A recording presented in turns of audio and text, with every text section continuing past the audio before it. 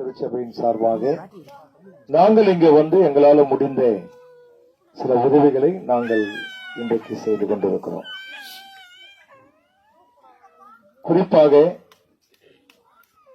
உலகத்தில் ஒரு பழமொழி சொல்வார்கள், தனிமரம் தோப்பாகாது என்று சொல்வார்கள். அதே போல இன்னைக்கு இவ்வளவு பொருட்கள் இங்கு வைக்கப்பட்டிருக்கிறது என்று சொன்னால், உங்கள் முன்பு நின்று பேசிக் கொண்டிருக்கிற இதற்கு காரணம் நான் அல்ல.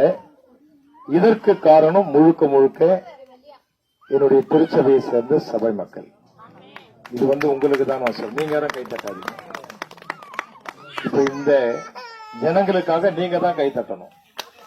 பின்னாடி இருக்கிற நீங்க தான் கை தட்டணும். நீங்க நினைக்கலாம், இவங்க எல்லாம் ரொம்ப பெரிய வசதியான ஆளுங்க, இவங்களுக்கெல்லாம் வெளிநாட்டுல இருந்து பணம் வருது, அங்க 1000 ரூபாய் வாங்கிக்கணும், 999 ரூபாய் இவங்க எடுத்துக்கணும், 1 ரூபாயை மாத்திரம் நமக்கு கொடுக்கறாங்க அப்படின்னு நீங்க நினைக்கலாம். நீங்க நினைக்கலனாலும் உங்களுக்கு எவனோ வந்து சொல்லுவான், அதுக்குன்னு ஒரு கூட்டம் இருக்குது. அப்படி இல்ல, இங்க உட்கார்ந்து இருக்கிற இந்த சபை மக்கள் எல்லாரும் உங்களை போல அரசாங்கத்தால அடித்து விரட்டி அடிக்கப்பட்டு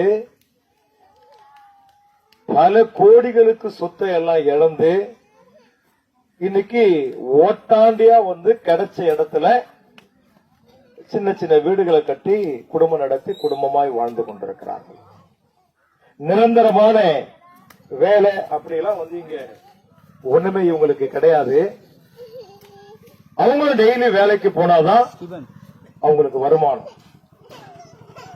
அதுல இருந்துதான் உங்களை மாதிரி ஆட்களுக்கு உதவி செய்து கொண்டிருக்கிறாங்க.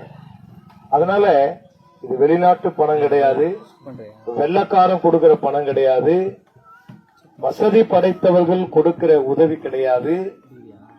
வாஸ் அகஸ்டின் சொன்னதை போல, கிறிஸ்தவர்கள் என்று சொன்னாலே வாழ்ந்து காட்டுகிறவர்கள் என்று சொன்னதை போல, இயேசு கிறிஸ்து இந்த உலகத்தில் வாழும் பொழுது பைபிள் ஒரு வசனம் இருக்குது, நன்மை செய்கிறவராகவே சுற்றி திரிந்தார் இயேசு.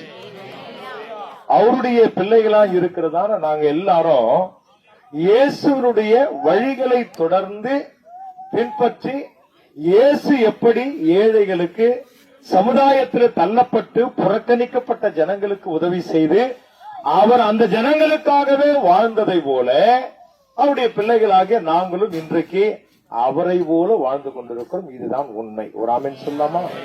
நீங்க கூட சொல்லணும், ஒரு அல்லேலூயா சொல்லுங்க பாக்கலாம். இதுதான் உண்மை.